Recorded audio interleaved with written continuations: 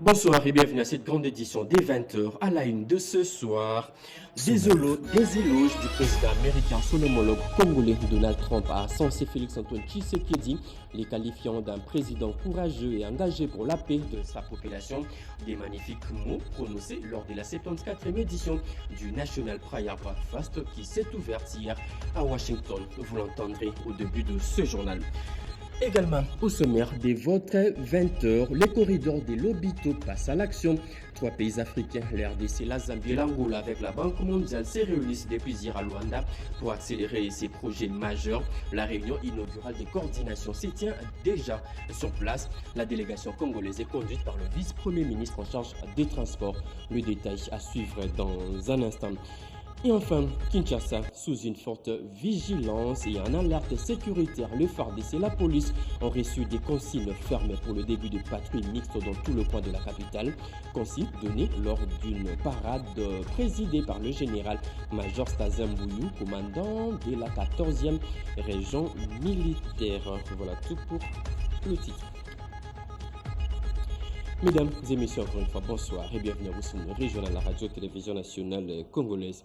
Je le dis au sommaire, des éloges du président américain à son homologue congolais Donald Trump a censé Félix-Antoine Tshisekedi, les qualifiant d'un président courageux et engagé pour la paix de sa population. Des magnifiques mots prononcés lors de la 74e édition du National Prayer Breakfast qui s'est ouverte hier à Washington. Les couples présidentiels de la RDC prend part à ces travaux. Pierre Kibambesso Moïse.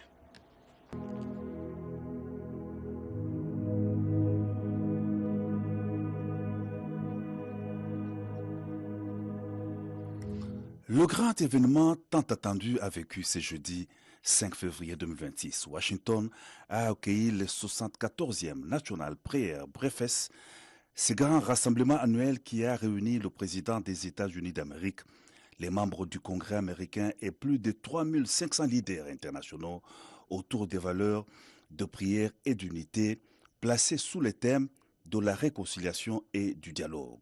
Séjournant dans la capitale des États-Unis d'Amérique pour une visite officielle, le président de la République Félix-Antoine Tshisekedi Tshilombo a pris part à cette rencontre nationale américaine de prière en compagnie de son épouse, la distinguée première dame Denise Nyakeru Tshisekedi. Le couple présidentiel de la RDC a été chaleureusement salué par le président des États-Unis d'Amérique, Donald Trump, qui a loué l'accord de partenariat stratégique signé avec son homologue de la RDC.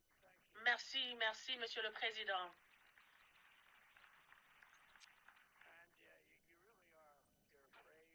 C'est un homme brave. Je sais ce que vous avez. Ça, c'était très difficile. Ça, c'était beaucoup d'années. Et rien n'est facile. Il fallait faire des allers-retours. Mais vous êtes un homme brave. C'est un honneur de vous avoir. Nous avons le plus grand deal avec le Congo. Le Congo est un pays magnifique. Nous avons signé le contrat le plus grand avec des entreprises qui vont aller là-bas. Merci beaucoup, Monsieur le Président. Merci, Monsieur le Président.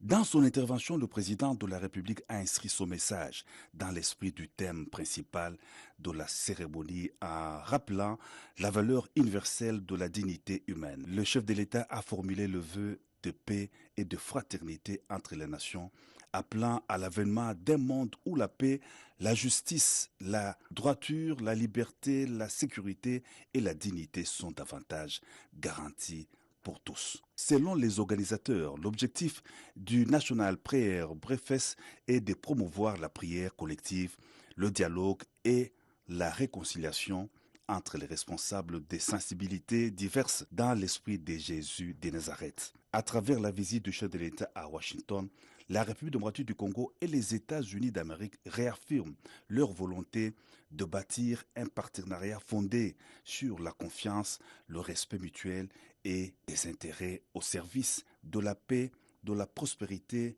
et la stabilité régionale et internationale.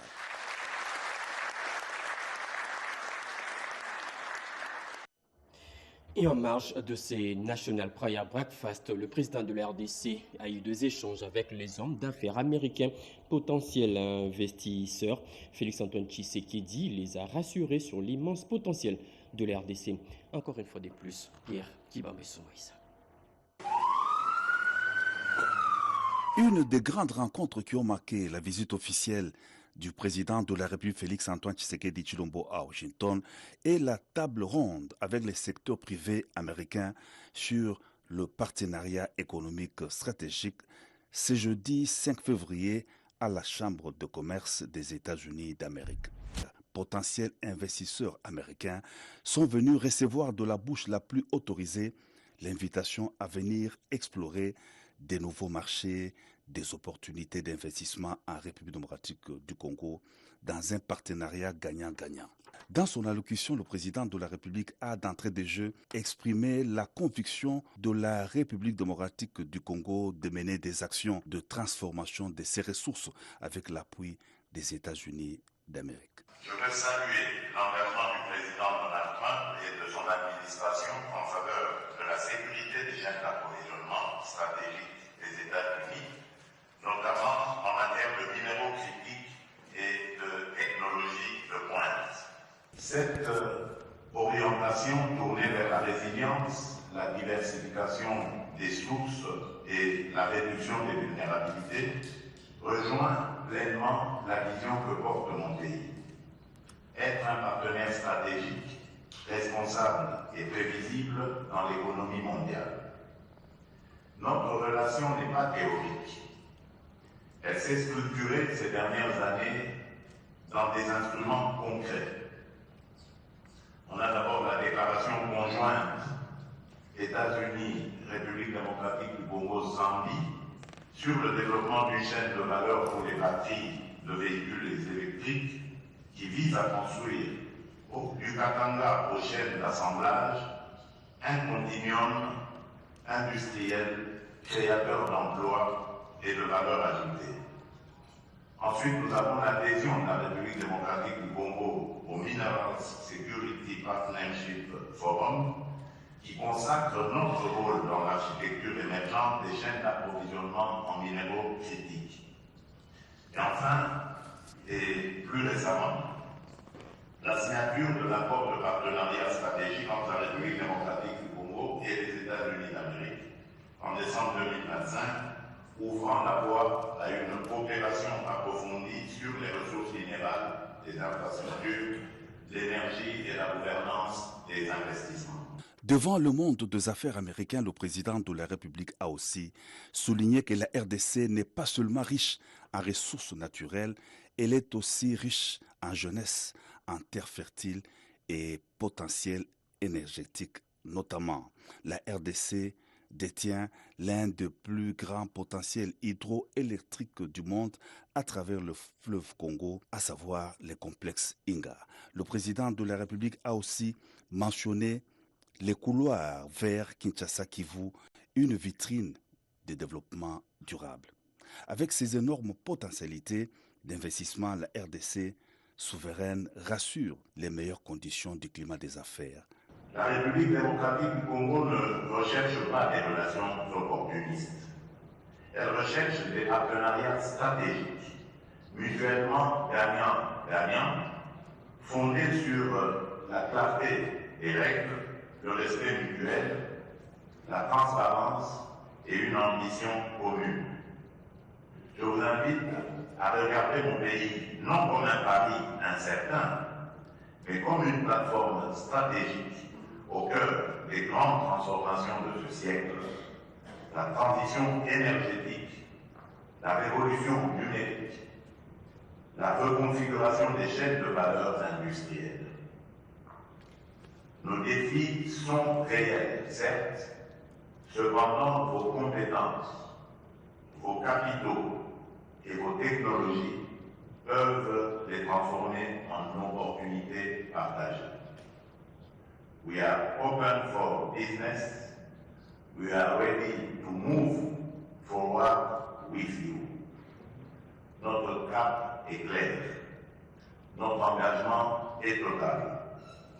À vous maintenant de saisir l'opportunité d'investir avec visibilité, de produire avec ambition et d'innover avec impact aux côtés du peuple congolais. Je vous remercie.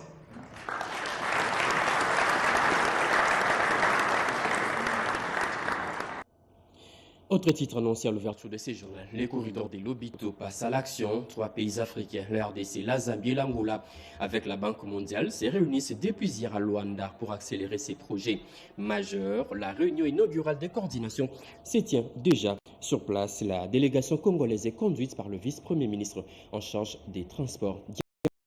Nous explique.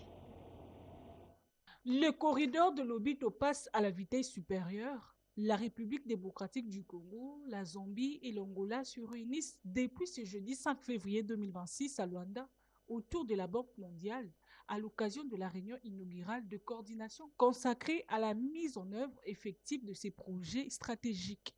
Objectif, accélérer la croissance économique, promouvoir le commerce intra-africain et favoriser la création d'emplois à travers le corridor de Lobito. Donnant le go de ces travaux, le président angolais Joao Lourenço a appelé les États concernés ainsi que les partenaires techniques et financiers au pragmatisme afin de transformer rapidement les engagements en actions concrètes pour la réalisation de ces projets ambitieux. Le vice-premier ministre, ministre des Transports Jean-Pierre Bemba a mis en avant une approche multimodale et multisectorielle intégrant les infrastructures ferroviaires et les routes des dessertes agricoles. 2025, nous avons exporté via Lobito 260 000 tonnes. Nous espérons cette année-ci atteindre les 500 000 tonnes d'exportation. De la réalisation complète du rail entre Dilolo et Kolwezi-Tenke, c'est celui qui va nous permettre d'exporter dès la première année. On devra atteindre 1 million de tonnes. Au cours de la table ronde, le ministre du Commerce extérieur, Julien Paluku, a souligné l'impact positif de la ratification par la RDC de l'accord de l'Organisation mondiale du commerce sur la facilitation des échanges, notamment à travers la réduction des coûts et des délais pour les opérateurs économiques. Avec la Zambie, nous avons signé un accord pour devoir construire 5 postes frontaliers, à savoir Kasumbalesa, Sakania, Kabimba, Mokambo, pour que désormais nous puissions réduire le temps de passage des véhicules à nos frontières. De son côté, le ministre des Finances Doudou Fwamba a indiqué que la République démocratique du Congo est dans des réformes visant à consolider l'amélioration du climat des affaires et rassurer les investisseurs. Jean-Michel Samaloukonde est désormais le nouveau patron de l'Union parlementaire africaine UPEA. Il vient d'effectuer sa toute première visite officielle au siège de l'UPEA à Abidjan. Objectif, renforcer la coopération entre le Parlement africain, qui est l'une de ses actions à la tête de cette union. Plus de précisions avec Janine Kalinga et Gilles Kiana. Près de 3 mois après sa désignation au poste de président du comité exécutif de l'Union parlementaire africaine, le président du Sénat de la République démocratique du Congo, Jean-Michel Samaloukonde Kenge, a effectué une visite officielle de travail au siège de cette organisation parlementaire africaine à Abidjan, en Côte d'Ivoire. Jean-Michel Samaloukonde a été accueilli à son arrivée par le secrétaire général du comité exécutif de l'Union parlementaire africaine, Idiga Boubacar, a ensuite conduit le président en exercice de l'Union parlementaire africaine, Samaloukonde, au siège de cette organisation parlementaire africaine pour une visite.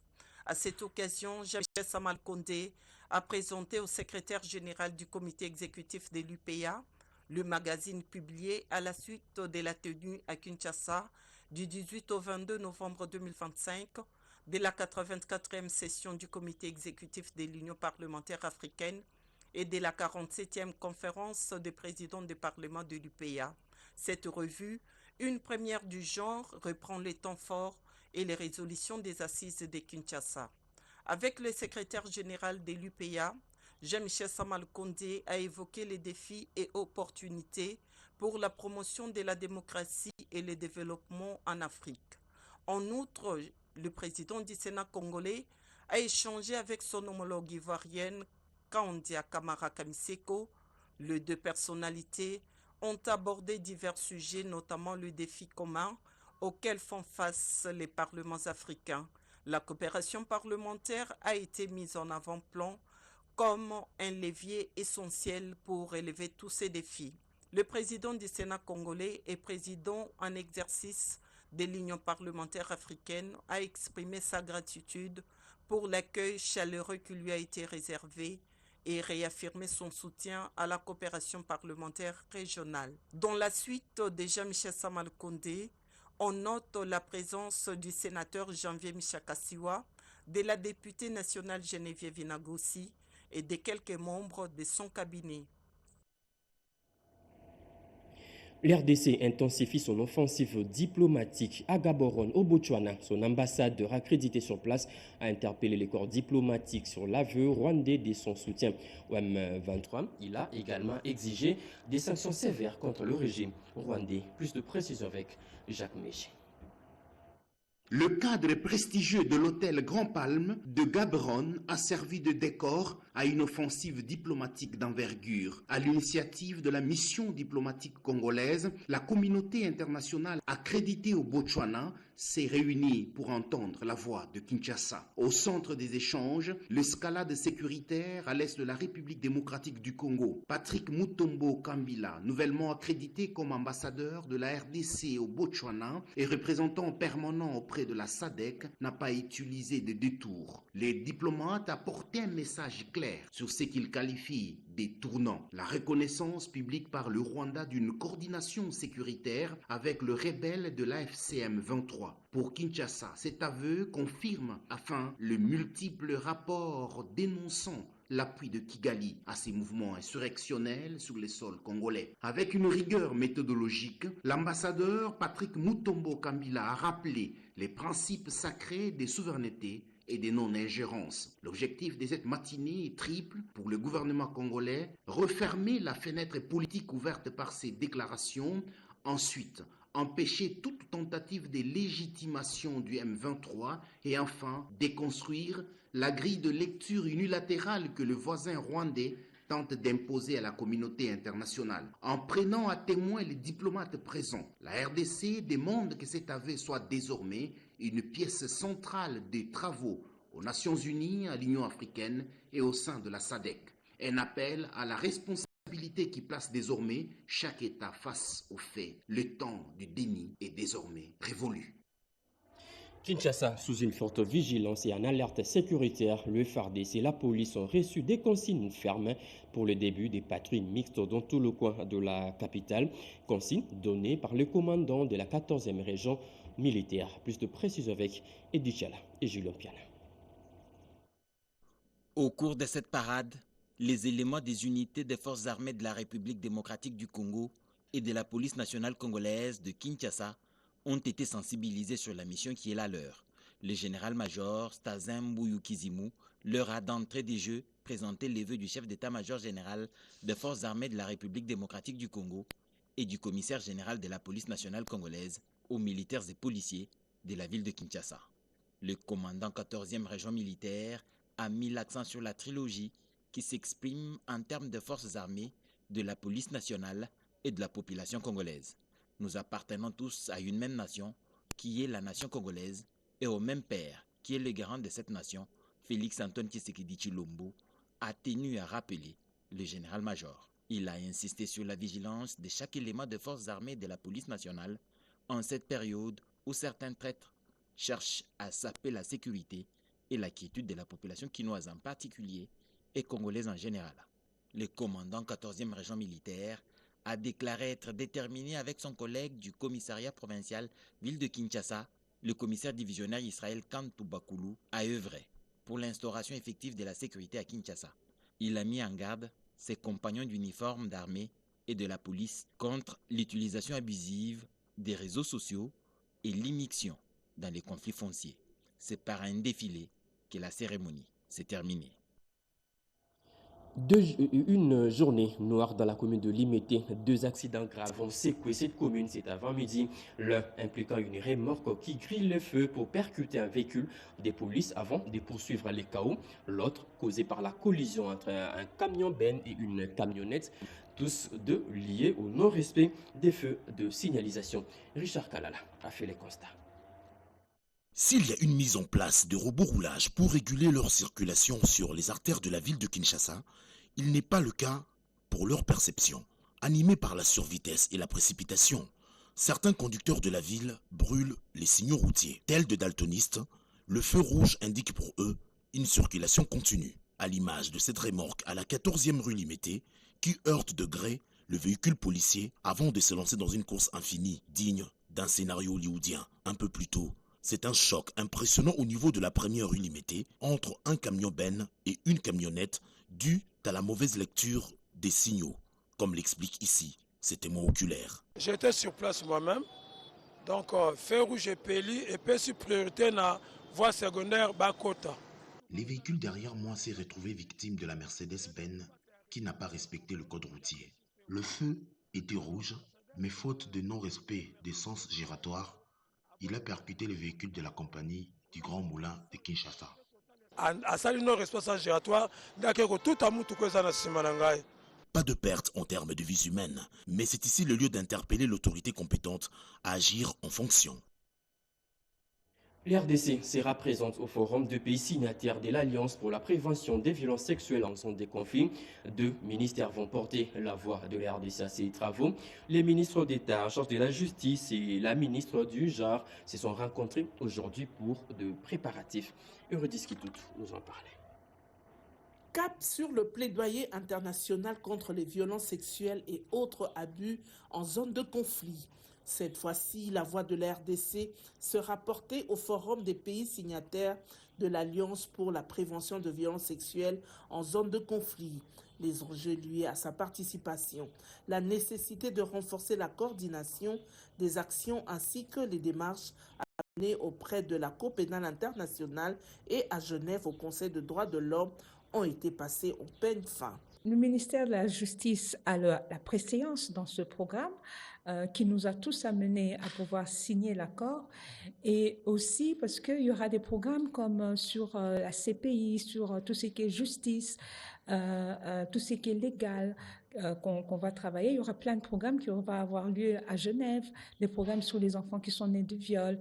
Pendant ce temps, à Kinshasa, l'Agence nationale de l'aménagement du territoire veut accompagner le ministère de la Justice dans l'identification et la sécurisation de ces sites à travers le pays et aussi la modernisation, réhabilitation et construction des infrastructures judiciaires. L'excellence a apprécié l'initiative. D'abord, il nous a félicité pour l'offre de venir le voir et lui proposer cela. Et il nous a expressément dit qu'il était préoccupé pour ces questions, les questions carcérales, l'état des lieux vraiment des prisons et des centres pénitentiaires à travers la République. Cette collaboration entre le ministère de la Justice et la NAT traduit une volonté non seulement de penser justice en termes de textes et procès, mais aussi à travers des infrastructures adéquates. Pour des réformes budgétaires solides, les gouvernements congolais et les PNUD resserrent le rang. Une rencontre a eu lieu aujourd'hui entre le vice-premier ministre, ministre du Budget Adolphe Muzito et une délégation du PNUD. Objectif, renforcer et consolider le partenariat. Anita Luamba nous explique. Cette rencontre s'inscrit dans le cadre des consultations régulières entre le gouvernement de la République et ses partenaires techniques et financiers en vue de consolider la coordination autour des priorités nationales de développement. Au cours des échanges, les deux parties ont abordé le rôle stratégique du ministère du Budget dans l'initiation, la planification et le financement des projets et programmes structurants destinés à accélérer la transformation économique et sociale du pays. Un accent particulier a été mis sur la mobilisation des ressources, la budgétisation orientée vers des résultats ainsi que la priorisation des investissements publics à forte valeur ajoutée.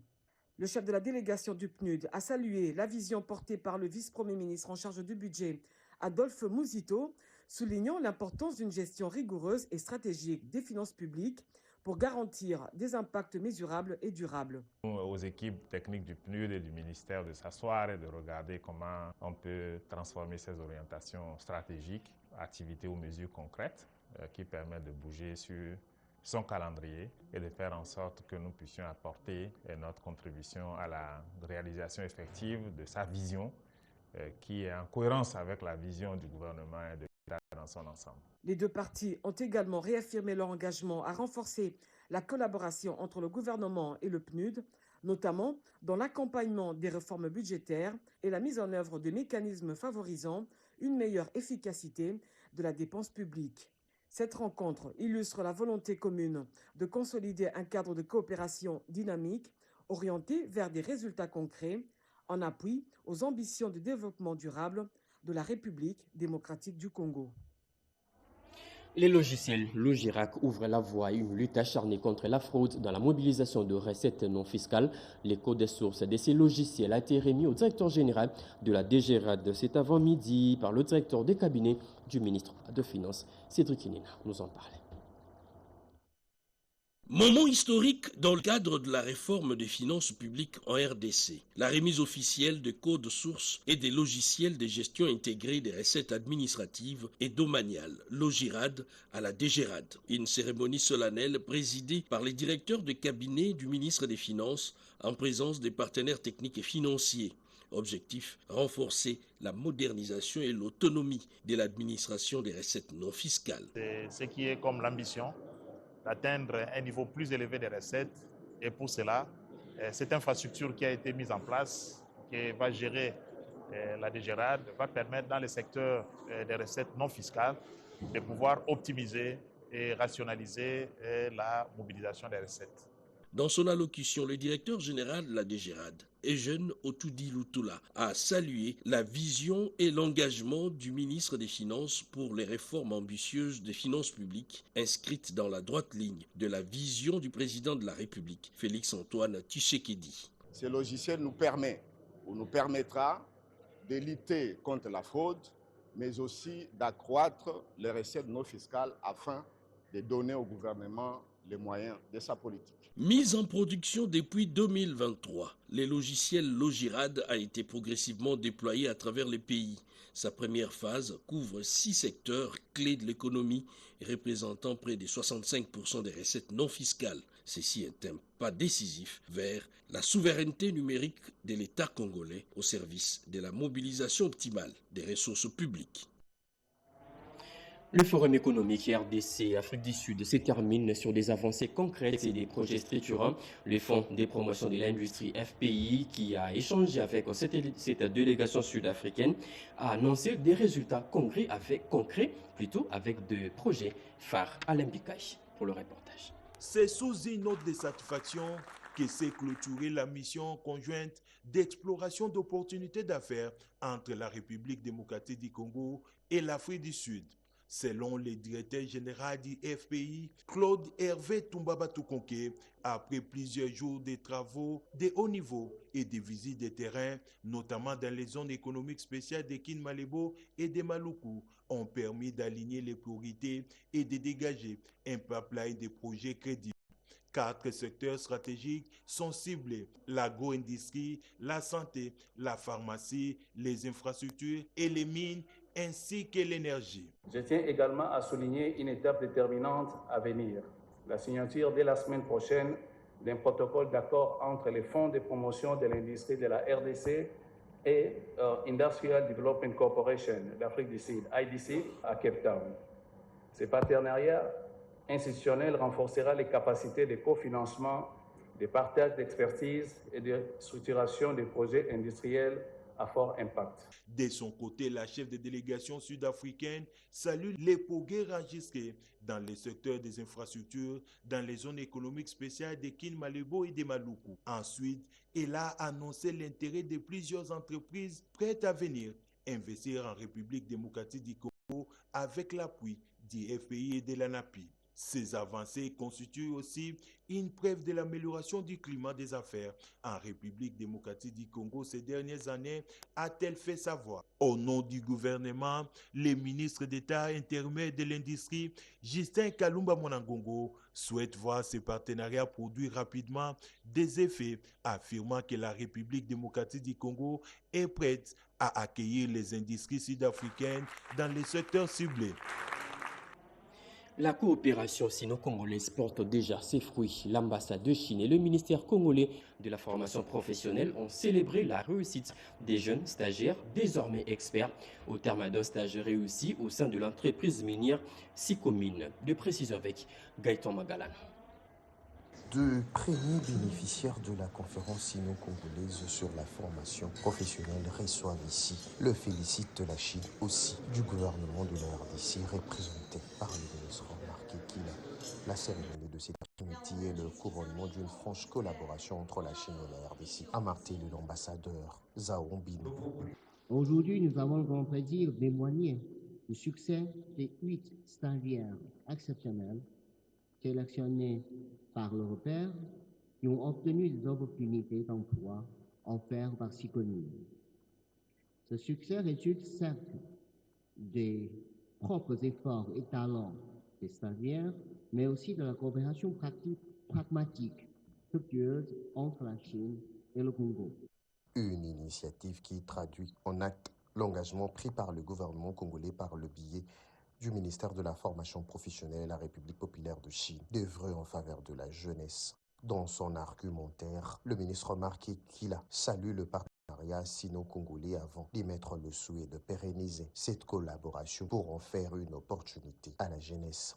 Vous êtes aujourd'hui le modèle, les échantillons de la collaboration entre la Chine et la République démocratique du Congo dans le domaine de la formation professionnelle, mais aussi vous êtes les ambassadeurs, désormais, de la volonté exprimée par le président de la République, par la première ministre, pour faire de la jeunesse le fer de lance du développement de nos pays.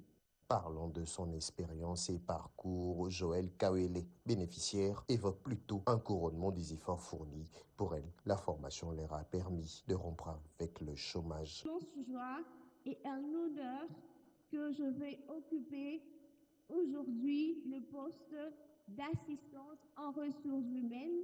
Dans cette collaboration, le mérite revient en grande partie à la société chinoise. Sicomine, son directeur général, n'a pas ménagé les efforts pour concrétiser le vœu du gouvernement congolais. Ces candidats recrutés lors de la conférence sino-congolaise sur la formation professionnelle organisée à Kinshasa au mois de décembre dernier ont achevé avec brio leur formation au sein de cette société.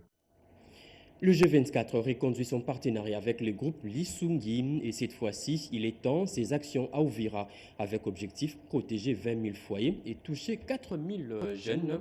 Le partenariat mise sur la santé universelle et l'éducation pour transformer des vies. Sandra Niang.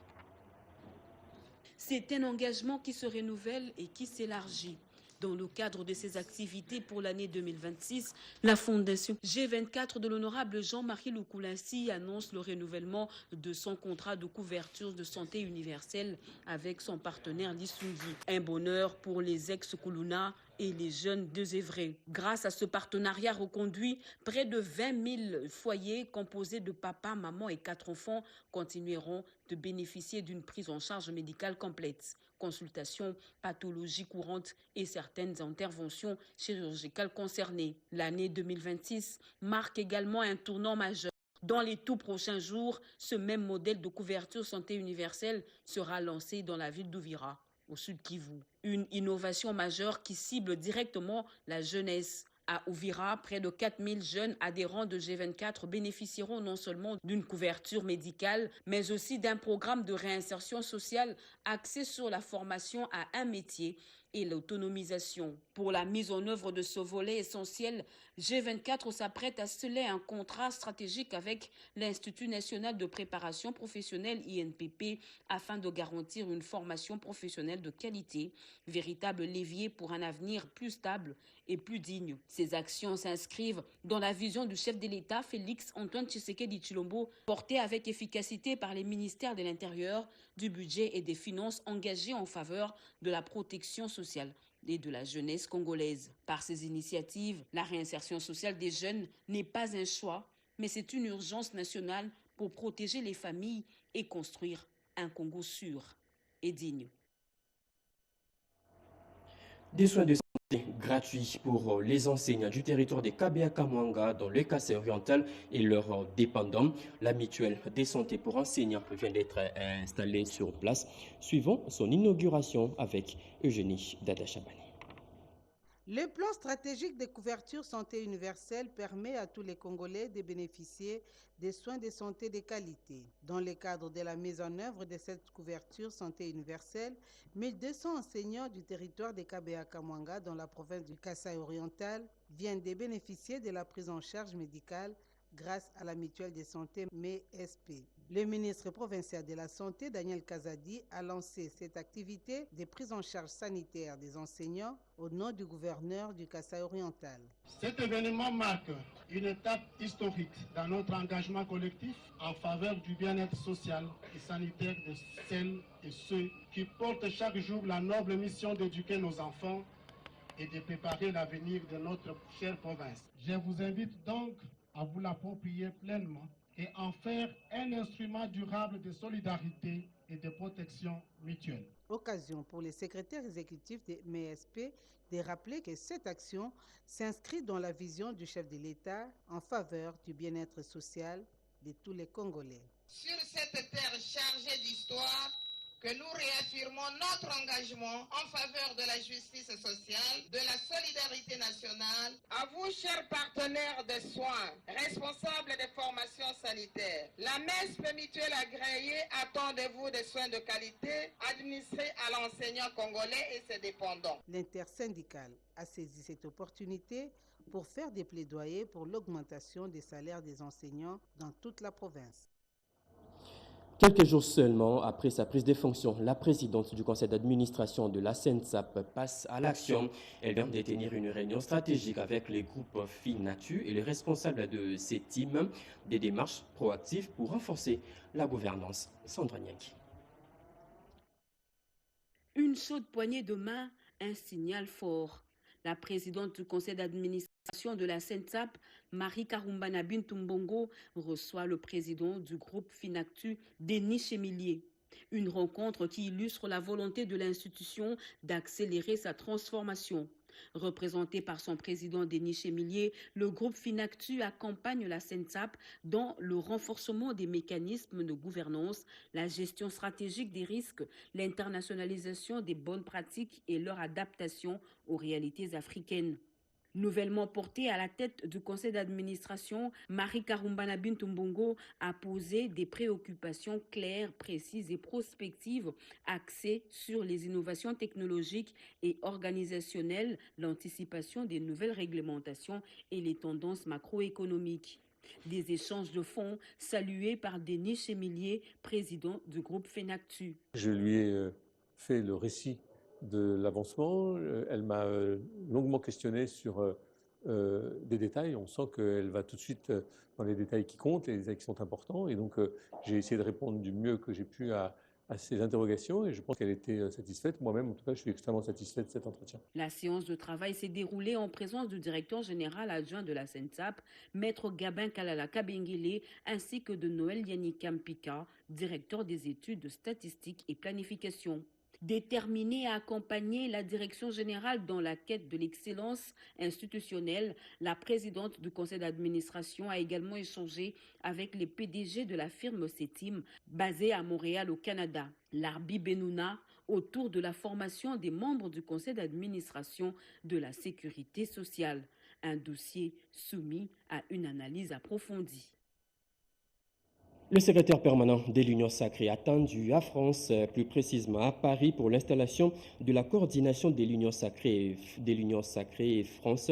L'invitation lui a été remise cet avant-midi par l'ambassadeur congolais accrédité en France, Émile Ngoï. Robert Ndaye.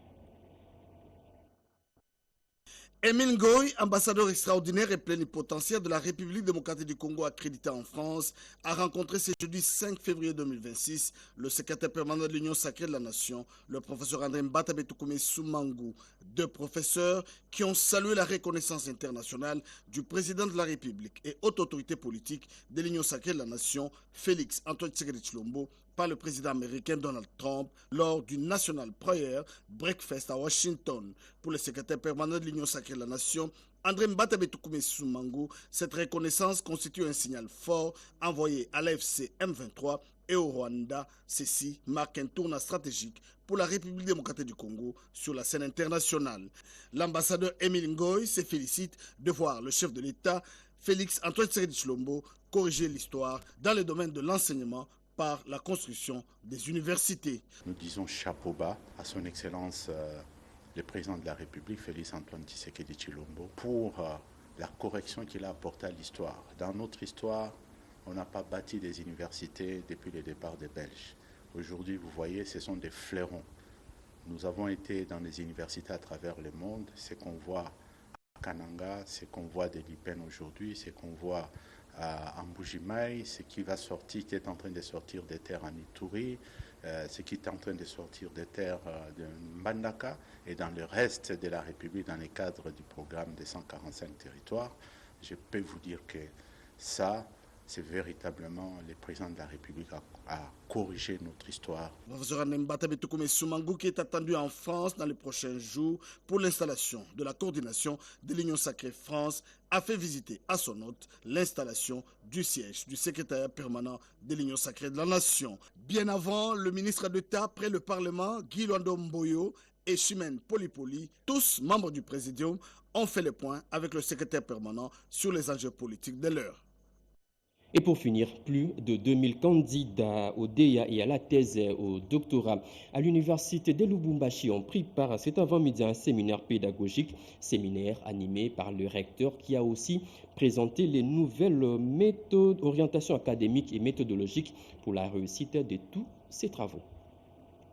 Un véritable carrefour de la science en RDC, l'université de Lubumbashi a organisé ce mardi 3 février 2026 une grande matinée scientifique à l'attention de plus de 2000 doctorants venus des 4 coins de la République démocratique du Congo sous les thèmes formation, recherche et parcours doctoral.